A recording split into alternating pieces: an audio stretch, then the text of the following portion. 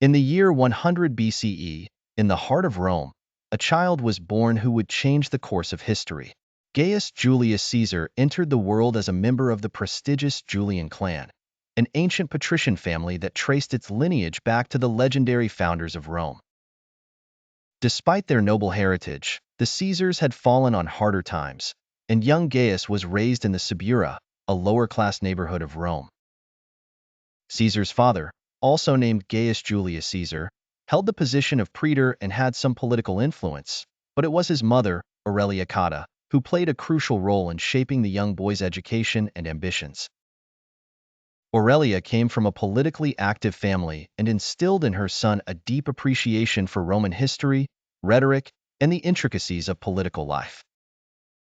As a youth, Caesar received the typical education of a Roman aristocrat. He studied Greek and Latin literature, philosophy, and rhetoric under the tutelage of Marcus Antonius Nifo, a renowned grammarian. Caesar's natural aptitude for language and public speaking became evident early on, setting the stage for his future as a compelling orator and leader.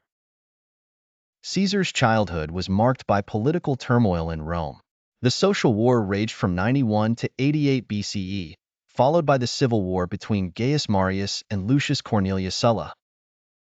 These conflicts would have a profound impact on the young Caesar, whose family had ties to Marius.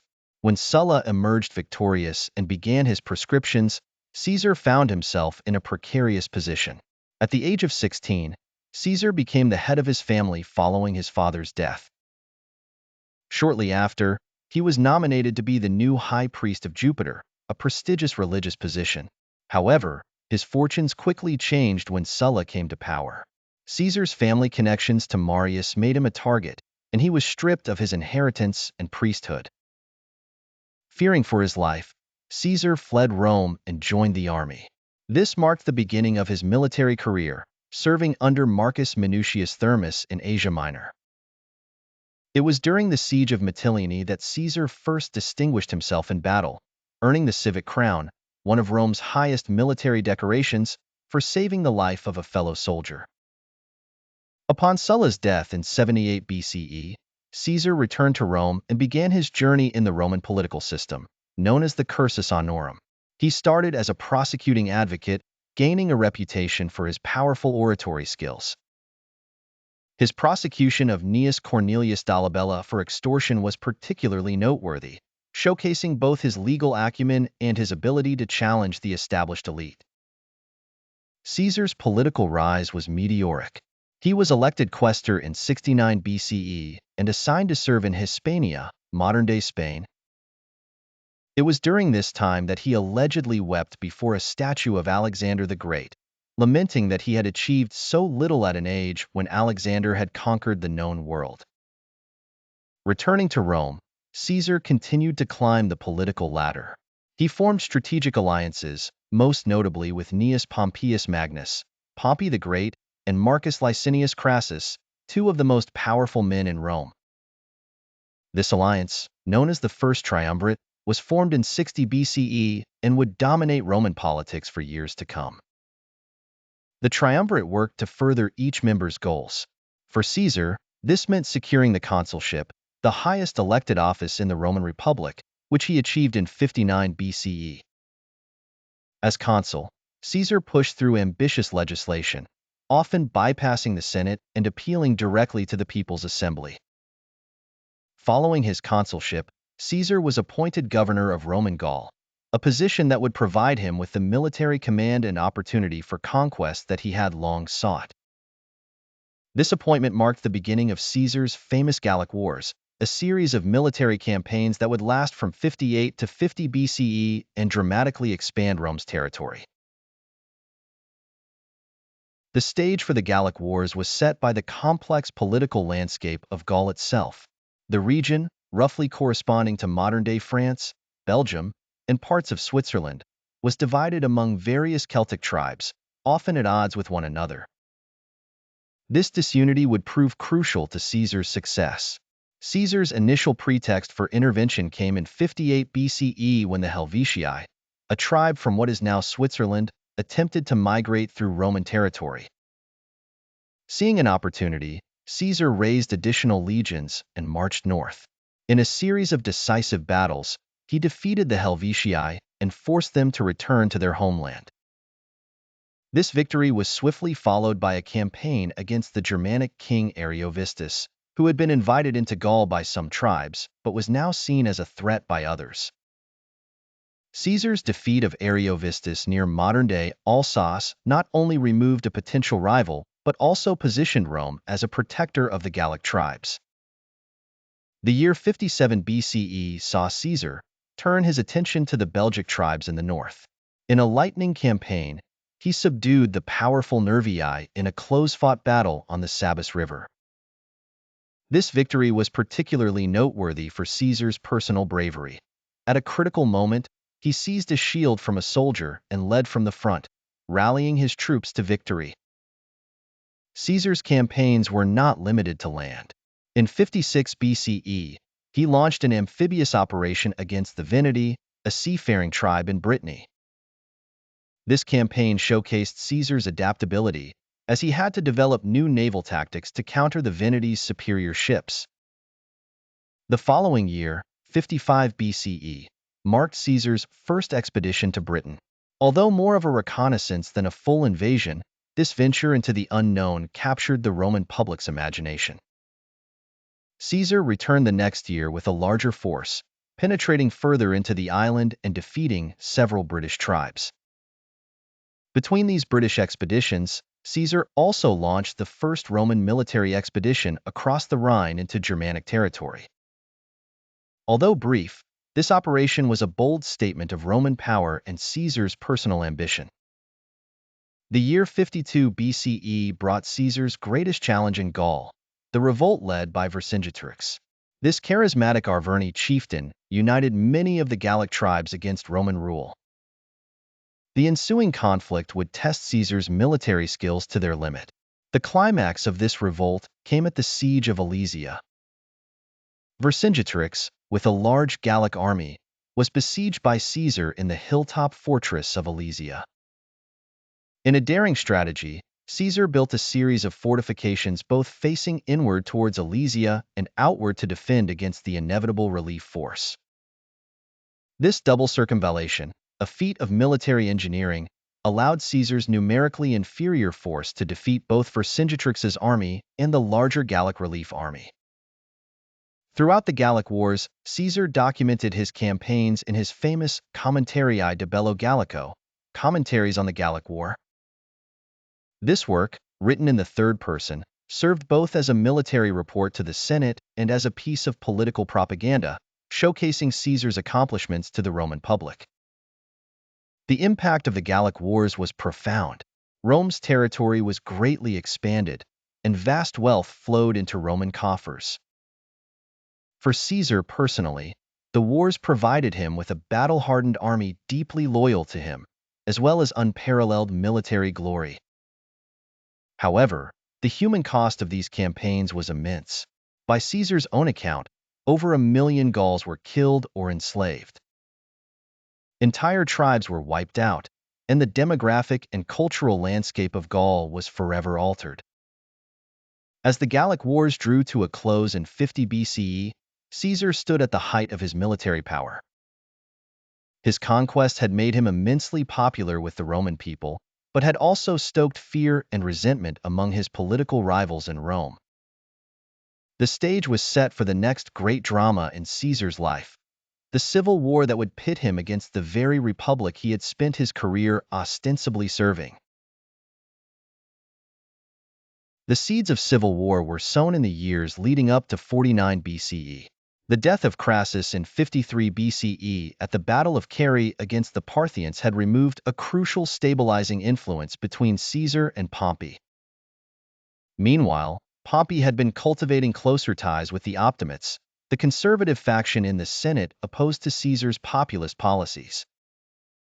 The immediate trigger for the civil war came when the Senate, at Pompey's urging, demanded that Caesar disband his army and return to Rome as a private citizen. This would have left Caesar vulnerable to prosecution by his enemies. Caesar, recognizing the threat, made a fateful decision. On January 10, 49 BCE, Caesar and his 13th Legion approached the Rubicon, a small river marking the boundary between Gaul and Italy proper. Roman law forbade a general from crossing this boundary with an army. Caesar, after reportedly uttering the famous phrase, Alia iacta est, the die is cast, crossed the Rubicon, effectively declaring war on Pompey and the Senate. The crossing of the Rubicon caught Pompey and the Senate off guard. Despite having superior numbers on paper, they were unprepared for Caesar's swift advance. Pompey, along with many senators, fled Rome, first to Capua and then to Brundisium, from where they sailed to Greece. Caesar's march through Italy was marked by clemency towards his opponents, a calculated policy designed to win popular support and isolate his hardline enemies. Many towns opened their gates to him without resistance. By March, Caesar had entered Rome and seized the state treasury. With Italy secured, Caesar turned his attention to Pompey's supporters in Spain. In a lightning campaign lasting just 40 days, he defeated the Pompeian forces led by Afranius and Patrius. This victory secured Caesar's western flank and demonstrated his tactical brilliance. Returning to Rome, Caesar was appointed dictator, but only held the position for 11 days, long enough to hold elections in which he was chosen as consul. He then set out to confront Pompey, who had been gathering forces in Greece. The climactic battle of the Civil War came on August 9, 48 BCE, at Pharsalus in Greece. Despite being outnumbered, Caesar's veteran troops outfought Pompey's larger but less experienced army. Caesar's tactical genius was on full display as he anticipated and countered Pompey's strategies. The defeat at Pharsalus shattered Pompey's power. He fled to Egypt, seeking support from the young pharaoh Ptolemy XIII. However, in a miscalculated attempt to curry favor with Caesar, Ptolemy's advisors had Pompey assassinated as he stepped ashore. Caesar arrived in Egypt shortly after, reportedly weeping when presented with Pompey's severed head. He then became embroiled in the complex politics of the Egyptian court, siding with Cleopatra VII in her struggle against her brother Ptolemy XIII. This led to the Alexandrian War, culminating in the Battle of the Nile where Caesar's forces were victorious. During his time in Egypt, Caesar began his famous affair with Cleopatra. This relationship would have significant political ramifications and would result in a son, Caesarion. After settling affairs in Egypt, Caesar turned his attention to other threats. He swiftly defeated Pharnaces II of Pontus at the Battle of Zela in 47 BCE, famously summarizing this campaign with the words, Veni, Vidi, Vici, I came, I saw, I conquered. The final phase of the Civil War played out in North Africa, where the remnants of the Pompeian faction had gathered under Metellus Scipio and Cato the Younger. Caesar decisively defeated them at the Battle of Thapsus in 46 BCE. Cato, rather than submit to Caesar, committed suicide, becoming a symbol of republican resistance. A final challenge came from Pompey's sons in Spain, but Caesar defeated them at the Battle of Munda in 45 BCE, effectively ending all organized opposition to his rule. As the Civil War drew to a close, Caesar returned to Rome in triumph. He was now the undisputed master of the Roman world, but the nature of his power and his ultimate intentions for Rome remained unclear. The stage was set for the final, fateful act of Caesar's remarkable life. Caesar's return to Rome was marked by unprecedented honors. He was appointed dictator for 10 years and later for life, granted the title of Father of the Fatherland, and his statue was placed alongside those of the 7 kings of Rome. The month of Quintilis was renamed July in his honor, a change that persists to this day. However, Caesar was not content to rest on his laurels. He embarked on an ambitious program of reforms aimed at addressing long-standing issues in Roman society and governance.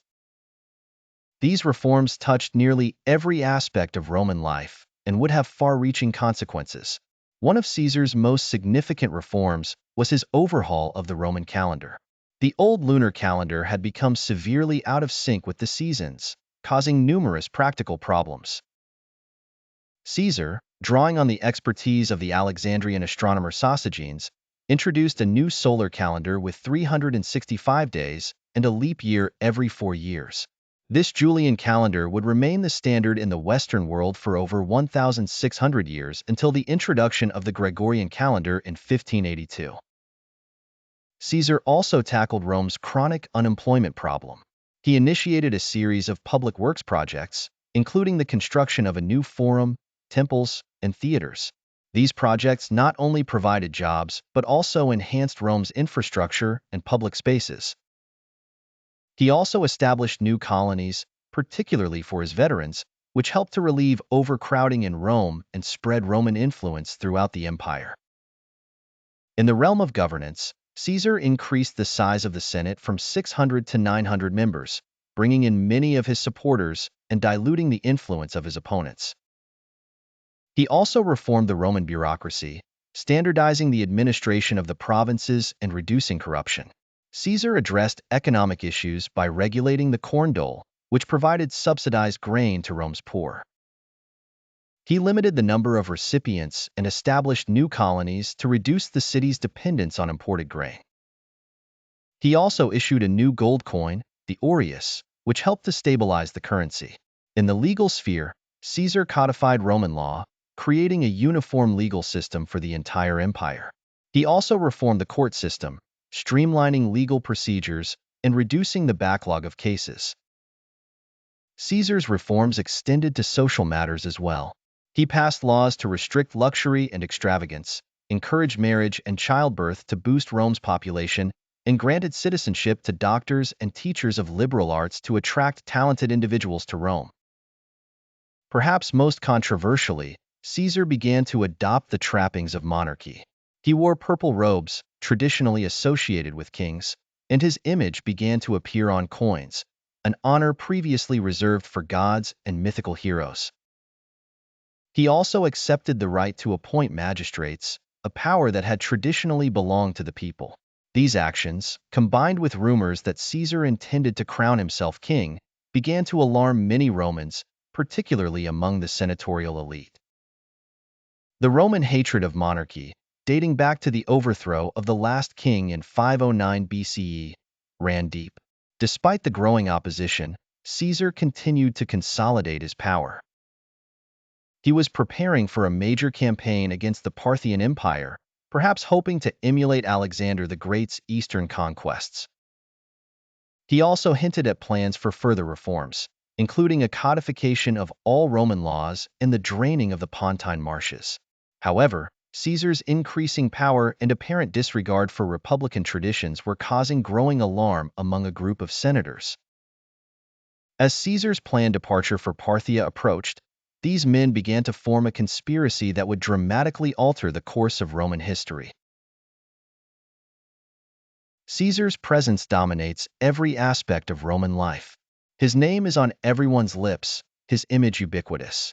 Statues of Caesar adorn public spaces, his likeness stamped on coins circulating throughout the empire. The Senate, once the proud voice of the Republic, now seems to exist merely to heap new honors upon him. In the spring of 44 BCE, Caesar is at the height of his power. He holds the position of Dictator Perpetuo, dictator for life, a title that seems to render all other offices obsolete. He is also Pontifex Maximus, the head of the Roman state religion, combining secular and religious authority in a manner reminiscent of the ancient kings. Caesar's daily routine reflects his absolute authority. Each morning, a crowd gathers outside his home on the Via Sacra, waiting for him to emerge. Senators, foreign dignitaries, and ordinary citizens alike seek his favor or judgment. As he makes his way to the Senate House or the Forum, lictors clear a path, their fasces, bundles of rods symbolizing the power to punish, a reminder of Caesar's authority. In the Senate, Caesar's will is law. He has the right to appoint magistrates, control the treasury, and command the armies. His word can elevate a man to the Senate or strip him of citizenship. He can declare war or make peace without consulting anyone. The traditional checks and balances of the republican system seem to have been swept away. Yet, Caesar's power is not merely coercive. He enjoys genuine popularity among the common people of Rome. His land reforms have provided farms for many of his veterans and the urban poor. His public works projects have created jobs and beautified the city. The reformed calendar brings order to civic and religious life. For many Romans, Caesar represents stability and prosperity after years of civil strife. Caesar's influence extends far beyond Rome itself. In the provinces, his governors rule in his name. In client kingdoms, monarchs owe their thrones to his favor. From Gaul to Egypt, Caesar's word is law. He is, in effect if not in name, the ruler of the Mediterranean world. Even in this moment of supreme power, Caesar's mind is active with plans for the future. He pores over maps, planning his upcoming campaign against the Parthians. He envisions a grand expedition that will surpass even Alexander's conquests, perhaps reaching as far as India. At the same time, he works on his commentaries, ensuring that his version of events will be passed down to posterity. Caesar is also planning further reforms. He speaks of codifying Roman law into a single, coherent system. He dreams of draining the Pontine marshes, a massive engineering project that would create new farmland and improve public health. There are whispers of even more ambitious schemes: cutting a canal through the Isthmus of Corinth, building a new port at Ostia, establishing a public library to rival that of Alexandria. In his personal life, Caesar is equally dominant.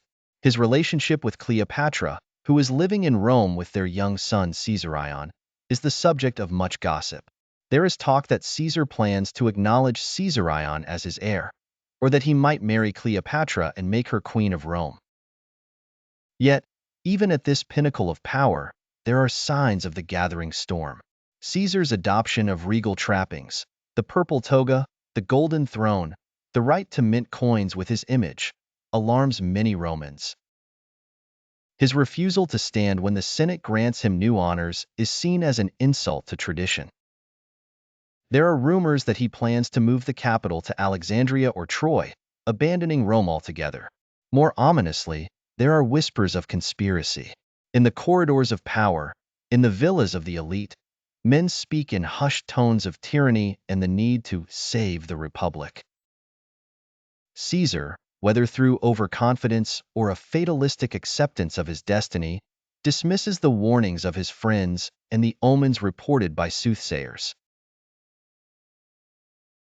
As the Ides of March, 44 BCE approaches, Caesar stands at the absolute apex of his power. He is about to embark on a new campaign that he hopes will bring him even greater glory. He is the most powerful man in the known world, with seemingly limitless authority and ambition. Yet, in a profound irony, it is at this moment of supreme triumph that Caesar is most vulnerable. The foundations of his power, built on military victory and popular support, are about to be tested. They will be tested against the entrenched traditions of the Roman Republic and the resentments of those who feel marginalized by his dominance. As Caesar prepares to attend a meeting of the Senate on the Ides of March, the stage is set for one of the most dramatic and consequential moments in world history. The man who has conquered the known world is about to face his greatest challenge, not on the battlefield, but in the very heart of the city he now rules. In the weeks leading up to the Ides of March, a group of senators, fearing Caesar's growing power and potential monarchy, began to plot his assassination. This group included some of Caesar's closest allies, such as Gaius Cassius Longinus and Marcus Junius Brutus. Brutus, in particular, was a significant figure in the conspiracy, as he was not only a senator but also the son of Caesar's former lover, Servilia. Brutus had been treated by Caesar almost as a son. The conspirators met in secret, discussing how and when to strike. They decided that the Senate House would be the ideal location, as it was a place where Caesar would be relatively unguarded. The plan was to kill him in the Senate chamber, where they could claim they were acting in defense of the Republic. On the morning of March 15, 44 BCE, Caesar awoke to ominous signs. His wife, Calpurnia, had dreamt of his death and begged him not to go to the Senate. Initially swayed by her pleas, Caesar decided to stay home. However, Decimus Brutus, one of the conspirators, arrived and persuaded him to attend, arguing that the Senate was waiting and that his absence would be seen as a sign of weakness. As Caesar made his way to the Senate, he was handed a note warning him of the conspiracy.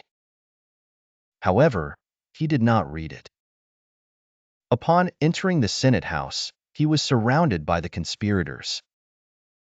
Suddenly, they attacked, stabbing him repeatedly. Caesar attempted to defend himself but succumbed to the onslaught. According to legend, his last words were "Et tu, Brute?" and "You, Brutus?" expressing his shock and betrayal upon seeing Brutus among his attackers. The assassination of Caesar sent shockwaves through Rome. The conspirators, believing they had saved the Republic, quickly realized they had miscalculated. Instead of being hailed as liberators, they were met with horror and outrage. The public, who had largely supported Caesar, turned against them. In the immediate aftermath, chaos ensued. Mark Antony, Caesar's loyal lieutenant, seized control of Caesar's papers and assets, positioning himself as Caesar's political heir. He delivered a powerful and inflammatory funeral oration, using Caesar's will to win the people's support. The will revealed that Caesar had left his gardens to the public and a substantial sum of money to every Roman citizen, further endearing him to the populace.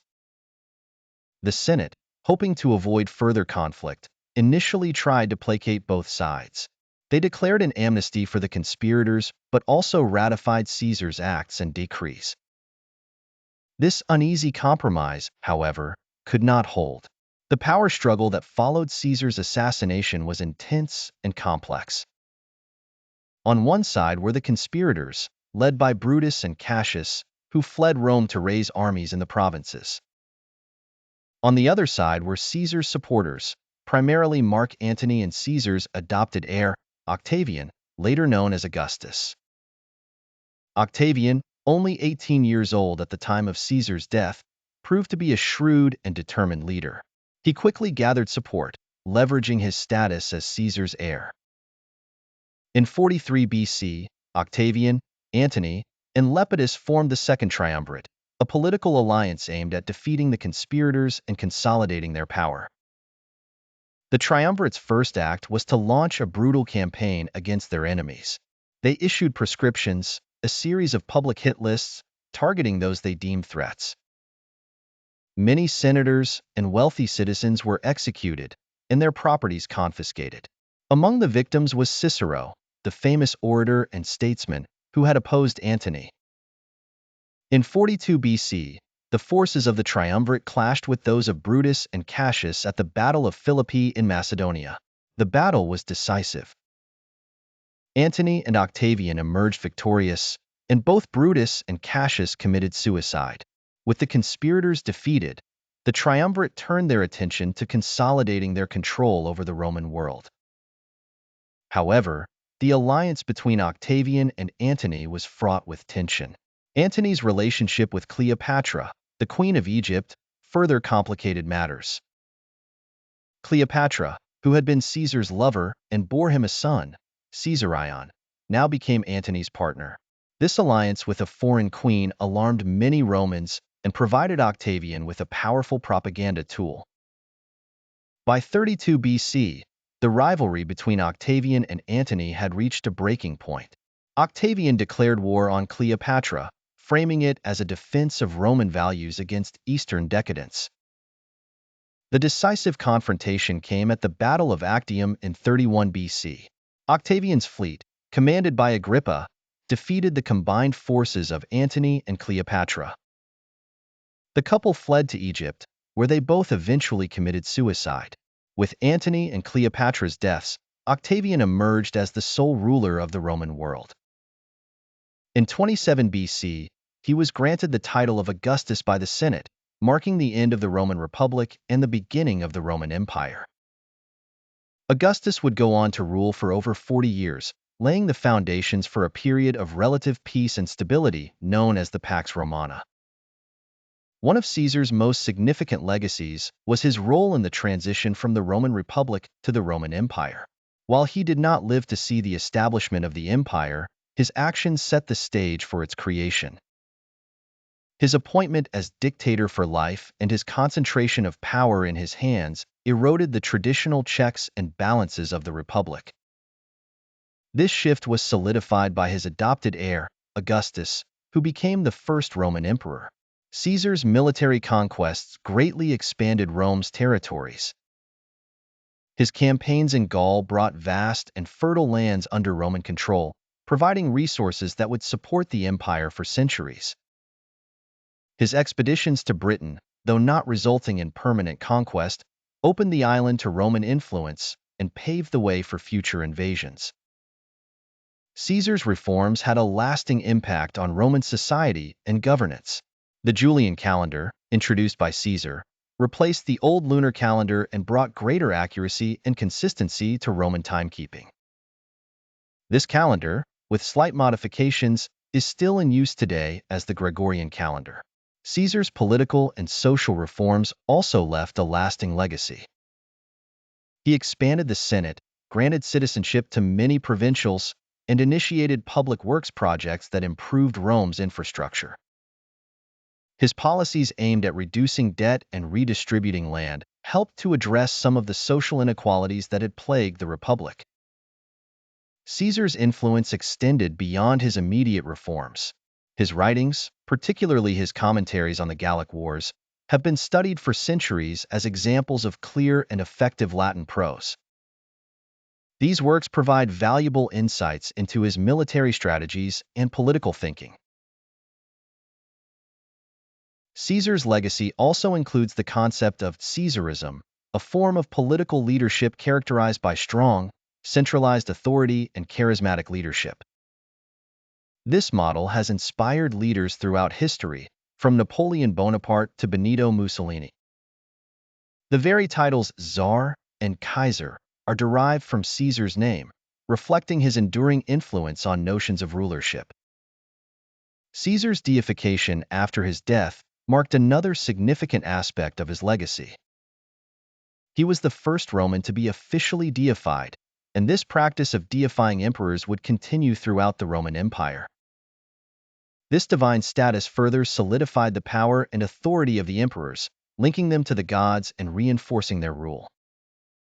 Caesar's life and death have been immortalized in literature, art, and popular culture. William Shakespeare's play Julius Caesar remains one of the most famous portrayals of his assassination and its aftermath. Caesar's story has been depicted in countless films, television shows, and novels, reflecting his enduring fascination for audiences around the world. It is clear that his impact on history is profound and multifaceted. He was a brilliant military strategist, a shrewd politician, and a visionary leader. His actions transformed Rome and set the stage for the rise of the Roman Empire, shaping the course of Western civilization.